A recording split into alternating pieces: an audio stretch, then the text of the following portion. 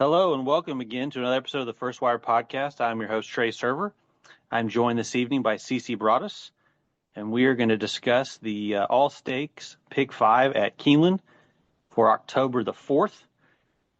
This is one of the best times of the year for me. Kentucky football is losing, and they're already talking about firing their coach, and basketball is starting up soon. I got the NFL and college football, and then I get to talk with my best friend, CC. How are we doing tonight, sir? Glad to be here. As always, I love talking Keeneland, and it's going to be a great fall meet. I know today was the opening day, and they had, I guess, one upset, if you consider it upset, in the turf race. Todd's horse on the far outside didn't win as the even money favorite, and then you had a disqualification in the next race with trying to think what the name of the horse that won. Tommy Joe. Tommy Tommy Joe. Joe, yeah, Tommy Joe getting up, and I think it was a pretty good DQ, if I have to say so. Wouldn't you think? Yeah, that was the right call. I mean, it was a great plan, a great ride up until that point by Luan Machado aboard Percy's bar to take the lead away from Tommy Joe. But I don't think Tommy Joe was even going to go by her in the stretch. Percy's bar looked like, she had her measure. But when Machado went to the left hand, the horse just veered out into Tommy Joe's path. And I mean, you had to do it. There was a little bit of controversy saying, with people saying that Tommy Joe wasn't going to go by, but I mean, you have to make that call. No, I totally agree. Then now, we all thought before the race that Tommy Joe might be a even money or less favorite in the Breeders' Cup. Does that change your opinion at all? I wouldn't touch her with a 10-foot pole. There's got to be something better. Yeah, I'm not sure who that is, I think but yeah, I agree with you. I think Ken McPeak's filly, Taken by the Wind? I think she's got a really nice shot if she continues to progress. But got a lot of time. There's a couple of nice 2-year-old filly races this weekend. The Frizette and was it the Oak Leaf at Santa Anita? So Mhm. hopefully the picture will be clear by Sunday afternoon. Okay. All right. Well, we'll get started here. Like I said, we're going to do the All Stakes Pick 5 at Keeneland. It starts in race number 6. The first race is a 5.5 turn long sprint, the Woodford, which is a grade 2 for 3-year-olds and up. And this is of the male division.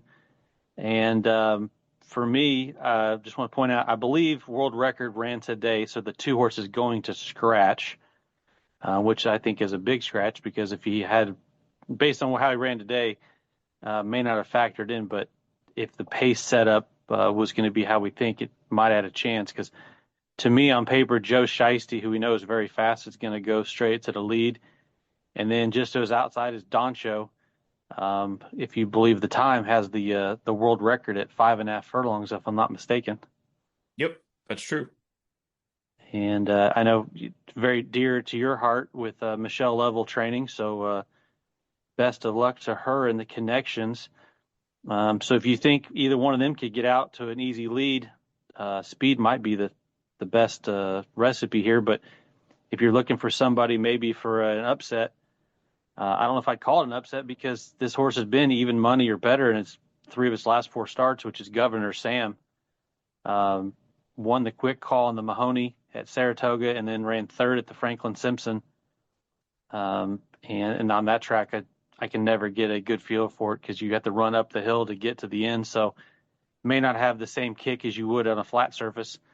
And then I hate to say it, but Frankie won a stakes today. Actually, I think he won both of the turf races earlier in the card, and he's on the far outside with Kadim coming. He'll probably be storming off the pace. So, a couple different options there. How did you see this race? These races seem to be ruled by speed. So, and I don't think it's the strongest field that they've ever had for this race. Joe Shiesty should go to the lead. Had a long time since that last race, August 3rd. Kind of really was slow coming out of the gate. Obviously, he was supposed to be on the lead, and that allowed Bear River to get to the lead. And at a big price, he won that Kentucky Downs preview turf sprint. Assuming Joe Shiesty breaks well, you get a rider change to Tyler Gaffalione. I'm going to assume that he's going to get the lead. Doncho's going to lap on him on the outside. I think you're going to get a little better price with Joe Shiesty. I got to use him in this all stakes pick 5. So for me, it'll be Joe Shiesty and Doncho will be my A's. I love Doncho, obviously the world record holder at Ellis Park, and coming off a win at Colonial Downs and that DeHaas Stakes, the runner up Allegon come back to win a stake at Aqueduct in his next start. So that race's form was franked. So give me those two. A B horse would be Arrest Me Red coming from off the pace. And I like him a little bit. He was a kind of a talking horse down at Kentucky Downs. Supposedly he was live that day. Ran okay, finished 4th. So give me those 3 to kick off the early pick 5. All right. Which leads us to race number 7, which is the TCA, the grade 2, 6 furlongs.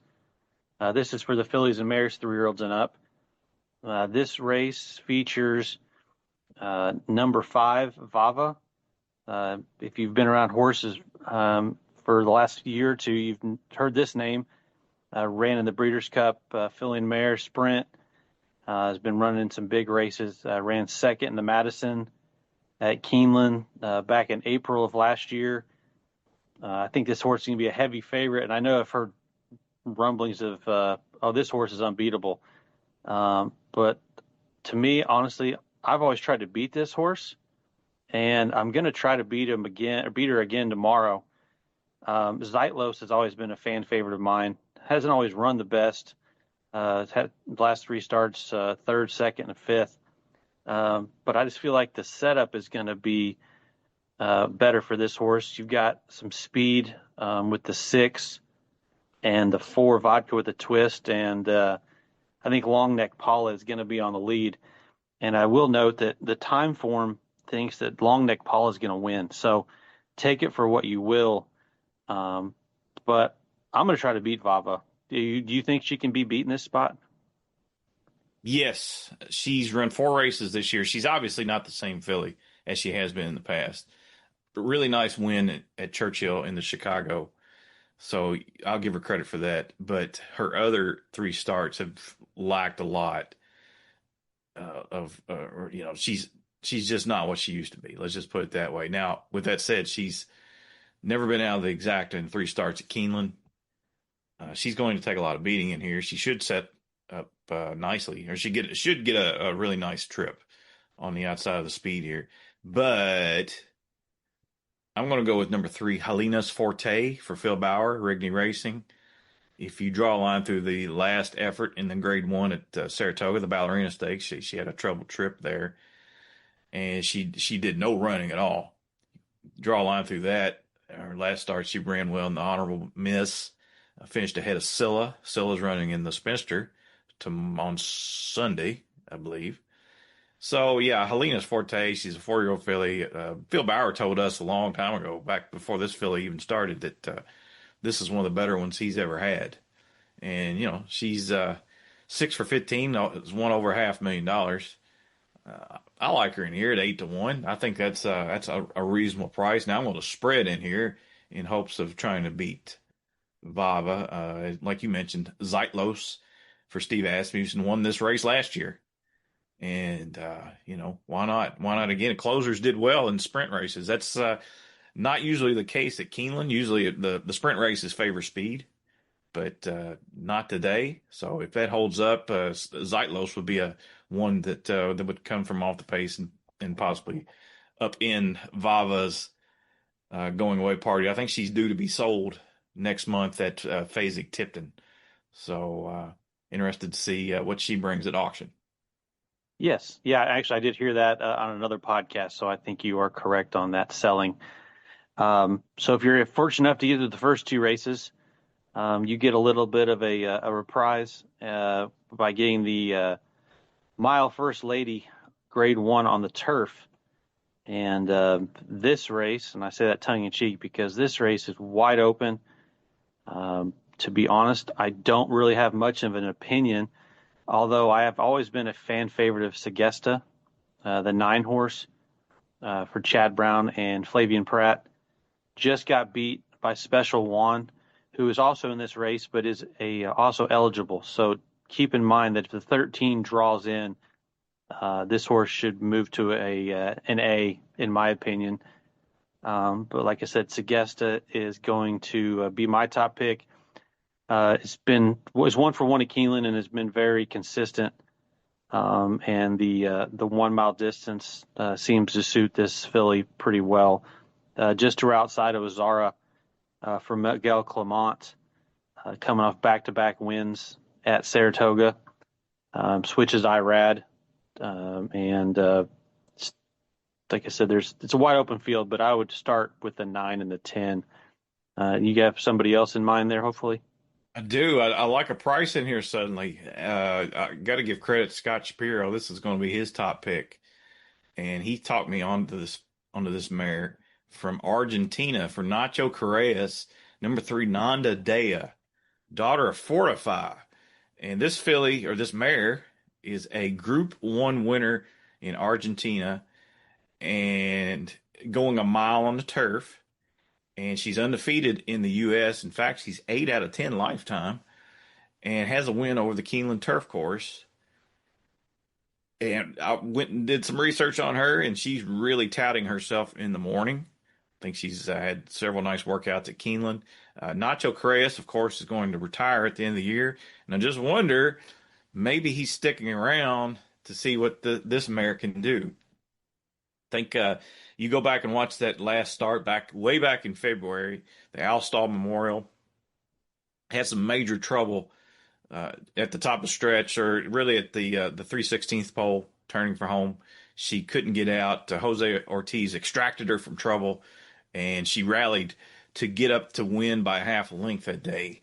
Now, Correas could have run her almost anywhere, any stakes race on the Eastern Seaboard, in the Midwest, wherever, but he chose to run in a Grade 1 here at Keeneland. So I think Nanda Dea is the one I like the most, and I don't think this is the strongest rendition of this race. So yeah, anything close to 15-1, I'm going to use her. I'll probably spread in here a little bit, but I'm going to have a win bet on number 3, Nanda Dea, in the Grade 1 First Lady Stakes, $800,000 purse. Unbelievable. Well, I think Scott's going to do his thing in the morning. So you heard it here first. We're going to do a cold double, Helena's Forte into a Nanda Dea, which would pay about $300 or $400, I think. Yeah, well, just a win bet will be nice. How about a No, win that's true. All right, we're thinking greedy here. We're going to go only to win? double. Yeah, there you go. I'll tell All you, right. I'll give you another filly in there real quick. Number Okay. 2, Rakaya for Todd Yep. Pletcher. I thought this filly ran really well last time in the Perfect Sting Stakes. Probably either sets the pace or stalks a really slow pace. She really improved last time and was run down by a Chad Brown special, who's also in here as well, dynamic pricing. But maybe Rakaya can walk the dog. That's another one that I'm going to use. I think I think she's all right. She's an improving 4-year-old filly. Kind of went off form a little bit earlier in the year, but maybe she's back, second off the layoff. I think that's one I would use as well. All right. Well, if we're giving out long shots, I kind of just passed on Heredia, number 7 for Tyler and Graham Motion. You talking about being close to the lead. I think this horse will be maybe stalking that horse, and if the 2 stops at 7, will be in front of the top of the lane. Maybe he can hold on. But as we say, this is a wide open race, and take your pick and go with it. If we get this, sorry, go ahead. If she draws in, I'm kind of against Special One. I don't know how in the world she landed on the AE list in this spot, coming off a $2 million race victory. I was going to ask you that because I've seen this before. I don't quite understand the AE, because they put this horse there, and we're going to talk about Schwarzenegger on Sunday. He was on the AE list, and they had big buzz about him. I don't understand the whole process, how that happens. If you want to maybe enlighten me in the audience. Well, something to do with it's in the race conditions. I can pull. Well, no, I can't even pull it up here. I mean, it's something to do with earnings or Group One victories or something like that. So, but Oh, okay. All right. regardless, I'm against her Okay. because even if she draws in, she's going to get the 12 hole, likely going a mile. And she's going really well right now, but I don't know if she's going that well, where she's just head and shoulders above the rest of these. So probably a fade for me, unless a bunch of them scratch. I mean, if you got four scratches in here, then she draws in to the 9 hole. That's not so bad. I just don't want her from the 12. Sure. Sure. Okay. Well, hey, like I said, if we get this far, we've hit a couple prices, and we're looking at a big score. Now you get the Mount of 16th Breeders' Futurity, a Grade 1 for 2-year-olds. Um, this is going to be the coming out party, hopefully, for Ted Noffey, for Todd Pletcher and John Velasquez. This horse romped in the Hopeful at Saratoga. And then you got Ewing coming out of the Saratoga Special, beat Obliteration, who had a lot of steam and I think ran second at Kentucky Downs. And then you've got Big Dom and Blackout Time on the inside. I know that you may know Blackout Time being around Ellis. That horse won by 9 1/4, 9 3/4. And I had heard that through another podcast that Brian Hernandez loved this horse and was hopeful that maybe he could be on a Breeders' Cup horse or something. But obviously he is out now, so best wishes to him. I'm a little nervous as if I would probably single the 6 horse at this point if I got this far, because we would spread to the first 3 based on how he looked. But if he runs kind of like his stablemate today, may not be a cinch. Number 7, Ewing, is going to scratch. Oh, Boy, okay. yeah, I think we're going to be down to a 6 horse field. All right. Yeah, Well, that makes it maybe a little easier. yeah, this is going to be my single. Number 1, Blackout Time. I love this horse. I was there at Ellis live. Got a few pictures snapped of him. He's a beautiful horse. He looks like he's going to be the next big thing. Beat 2 next out winners. Mike Maker's I did came back to win at going 2 turns at Churchill, and then the 3rd horse, Password, went wire to wire on the turf course at Kentucky Downs, breaking his maiden. Password was well liked by his barn all summer long. He finally broke through. I think he's going to run actually Sunday on the turf at Keeneland. Blackout Time. Yeah, you're right. Brian Hernandez said this is probably. This is what McPeak said in an interview today. You can find it on Twitter.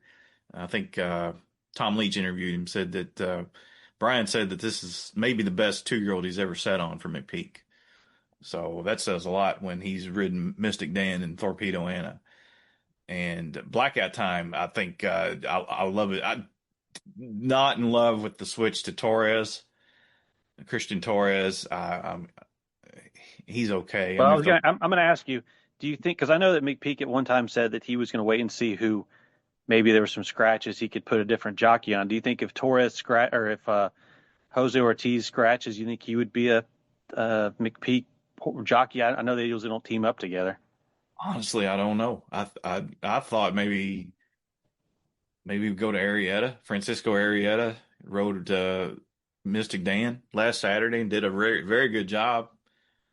But if the horse is okay, Torres will fill in nicely. So but this is the one. 10-1 is a pipe dream, even with the scratch of Ewing. Now, I mean, the horse should be second choice behind Ted Noffey, and I'm against Ted Noffey off the giant effort and really coming back in 5 weeks, 4 weeks. That's not really Todd Pletcher's calling card. So, got to go against Ted Noffey. The horse might bounce back in the Breeders' Cup, but at 4-5, I don't want anything to do with that. Making his first start around 2 turns. Yeah, give me Yeah, Blackout well, Time. let me ask you something because I was a little confused myself when I saw that he'd entered Todd being that he'd entered his quote unquote Breeders' Cup horses to run now and then essentially run in another 4 weeks. You'd think if they were that good, they would just kind of train him into the Breeders' Cup. Do you have any feelings on that? That's kind of what I thought. I thought, I was surprised he showed up here, to be honest. But maybe the horse is doing well. Maybe he'll prove me wrong. I mean, if I can make it down this far and I'm alive to blackout time, maybe I'll play an exacta, just a straight exacta 6-1 as a saver. But I've been in love with blackout time ever since he broke his maiden. So yeah, that's the one for me. Okay. All right. Well, we got either a single to the one or a single to the six, or if you're singling somebody else, you might spread in there and try to hopefully get to race 10, which is the Coolmore Turf Mile. This is a great one for 3-year-olds and up. And this is another very challenging race. You've got probably going to be the favorite, I'd imagine, in Diego Velasquez for Aidan O'Brien and Frankie Dettori. Just won the Prix Le Mans at in France. And then you've got, let's go down a little farther. Oh, that's probably going to be the favorite. But to be honest, I see about 6 or 7 horses, including Program Trading, who caught my eye. And if you like that horse, Donegal Momentum, who just beat him. I don't know if Epic Ride can duplicate his Mint Million effort, but best of luck to John Ennis. I would love this horse to get the victory and then be going to the Breeders' Cup, because this has always been a fan favorite of me. Loved him back in the day when he was running at Turfway and then the Kentucky Derby, and now they switched him to the grass, and that horse is just thriving. So this would just be kind of close my eyes and point. Do you have anybody in this race that you could maybe cut just to a couple, or are you going to spread big time here? No, my top pick is Diego Velasquez for obviously, Aidan O'Brien. Horse has won 3 of his last 4, 2 of 3 this year. That effort last time in the Jacques Le Marois, where he held off Notable Speech, was that's the type of race that would win this. He earned a 120 time form rating. That would be likely tops in here. He's a 4-year-old, lightly raced this year, so there's probably room for improvement. Dettori takes the mount. That's the one I like the most. Program Trading is interesting for Chad Brown. Comes off a long layoff and really took the worst of it last time after a slow pace. He was dead last in a field of 5, and he closed well to almost run down Donegal Momentum, who basically had things his own way in that Bernard Baruch. So he'll probably be closing late.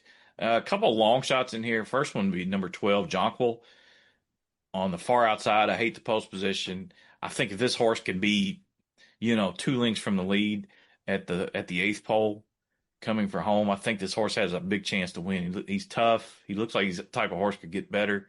He's just a 3-year-old.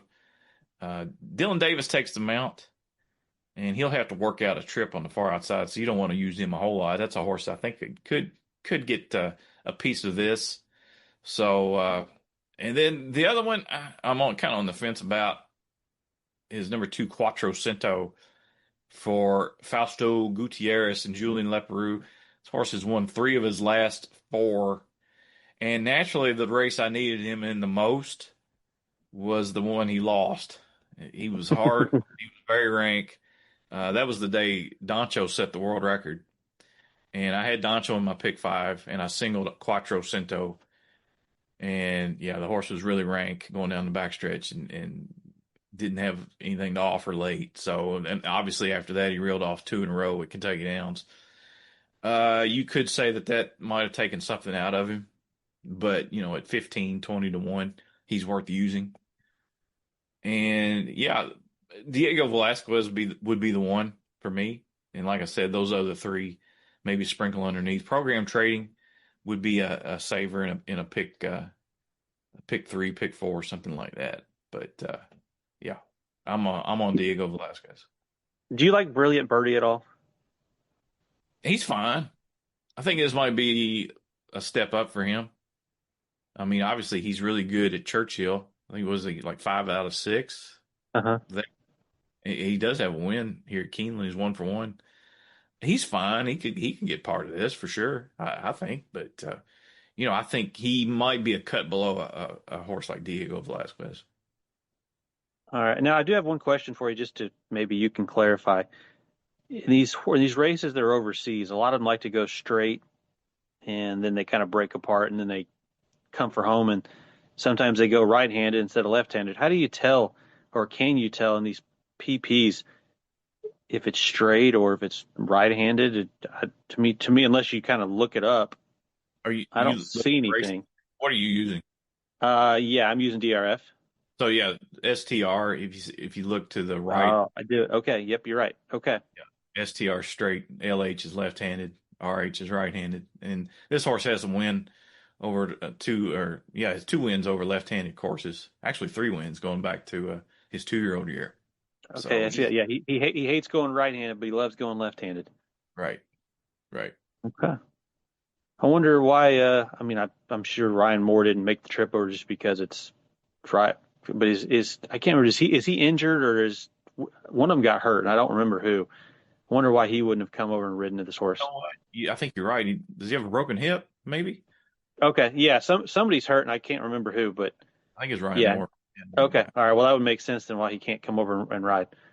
Okay, so all right, so we're on number four, Diego, which would wrap up the late, or I guess not the late, but the all stakes pick five. So we're thinking we're going to go spread, spread, spread, single blackout time, and maybe a couple deep in the last, which sounds about right, isn't it? Yeah, that's the way I'm gonna. Yeah, the idea would be to beat Vava, maybe catch a bomb in the First Lady. Blackout time would be a single for me, and maybe end it with Diego Velasquez, and then, like I said, maybe have a smaller ticket to program trading and Jonquil and Quattrocento. But we gotta have some win bets on some really nice prices.